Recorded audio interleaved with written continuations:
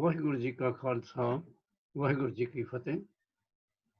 Today I'll be talking about the greatest search for mankind. The greatest search of man is the search for God. World scriptures and prophets suggest different ways to reach the kingdom of God. Though the goal of all religions is the same, the suggested ways are different. The realization of God means the attainment of a heart's desires. Guru Nanak realized God by singing his hymns. His way was simple and plain and was different from other prophets. He suggested no rigorous jap or tap.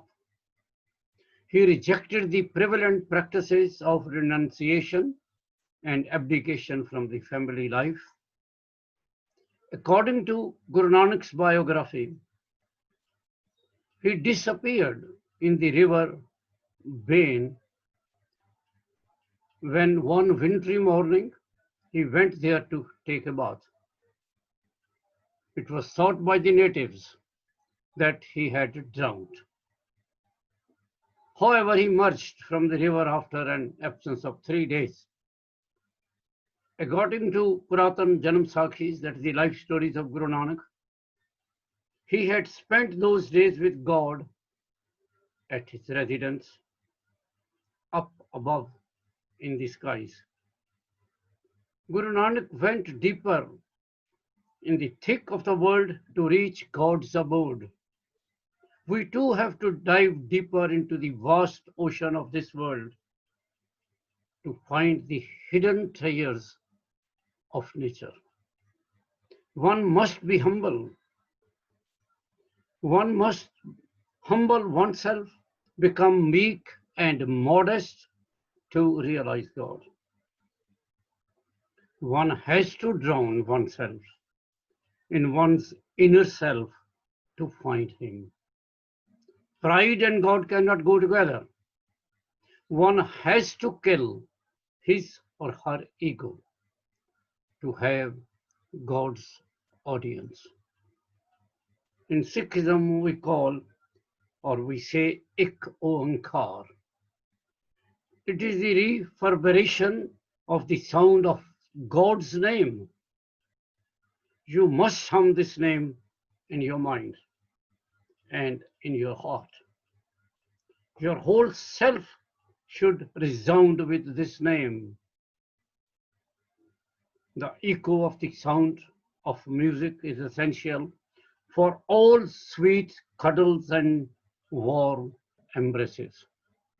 The emergence of the sound when water falls on the silent rocks, or when wind touches the leaves of muted trees, or when the fingers of a beloved touch the strings of a hushed sitar. It all gives birth to the divine melody, divine sound, and paves the way for the beloved to be one with God. Modern science claims that the world was created from electrons. But who has created these electrons? When you see a painting, you immediately inquire, who has done this painting? When you see a photograph, at once you want to know the name of the photographer. Then what about the whole creation? Who has created mountains, rivers, forests, earth, moons, suns? Who has written the laws which regulate nature? There can be no two answers to it. God, the designer of the universe, has created all that. The way to reach Him is neither difficult nor dangerous. It is a straight run to His destination. He can be found without much effort on your part, and once he is found, then all your hardships, griefs, agonies, and pains would vanish. You will then become the happiest person on this earth. All that you had thought of possessing for yourself and your family, you would get. All the physical, educational, matrimonial, occupational, physical, and family gains and comforts would fall into your lap.